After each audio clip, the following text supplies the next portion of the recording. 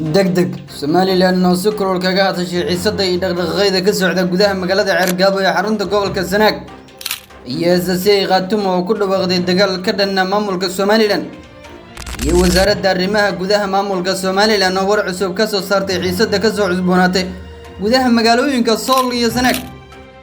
sidoo kale SSC Khaatumo oo go'aanka madambeysa ka gaartay furimaha dagaalka isla markaana wacd ku martay in si rasmi ah ula wareegi doonaan gudaha gobolka Sanaag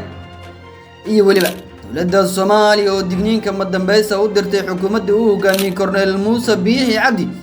ee Somaliland ogaasi iyo xogo kale oo intaasi ka sii faahfaahsan iyo warbixin ku eegi doona daawadayaal intaan muuqaalku gudagal waxaan idinka codsanayaa inaad bogeena Shumac TV soo follow gareysaan sidoo kale muuqaalka like saaro oo share gareey si meel sare u gaar muuqaalka haga aynu ku bilowno daawadayaal maamulka Somaliland ayaa si adag kaga hadlay xiisadda iyo dhaqdhaqaaqyada haatan ka taagan gudaha magaalada Cergaabo ee xarunta gobolka Sanaag isla markaana ay isku horfadhiyaan ciidamada maamulka Somaliland iyo kuwa SSC Khaatumo kuwaasi oo waatan dhaqdhaqaaq culus ka wada gudaha magaaladaasi wasaaradda arrimaha gudaha maamulka Somaliland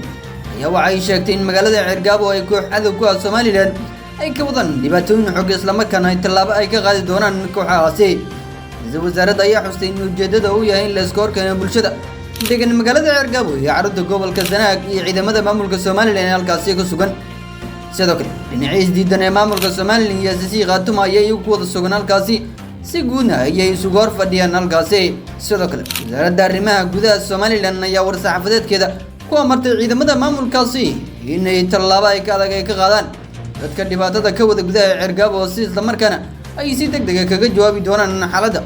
adag ee ka soo cusboonaatay SSC Khaatumo iyo xukuumadda Korneel Muuse Biixi Cabdi asaati wasaaradda arrimaha gudaha ee maamulka Somaliland ayaa fariin baaq nabadeed u dirtay shacabka degan gudahan magaalada Cergaabo ee xarunta gobolka Sanaag inay ka shaqeeyaan nabadda iyo xasiloonida lagu daabulo wada nolosha shacabka Cergaabo danka kale maamulka SSC Khaatumo ayaa iyaguna si kulul kaga hadlay dil qorsheysan dhawaan ka dhacay gudaha magaalada Cergaabo kuwaasi oo ay ku eedeeyeen in maamulka Somaliland ay halkaasi ka geysteen isla markaana ay ku tilmaameen koox argagixisa maamulkaasi golaha wasiirada ee maamulka ku meel gaarka SSC Khaatumo ayaa iyagu sheegay in Somaliland ay gudaha Cergaabo ka wado dadaansi ka dhan ah SSC Khaatumo ayna dhawaan tallaabo ay ka qaadi doonaan isla markaana ciidamada SSC Khaatumo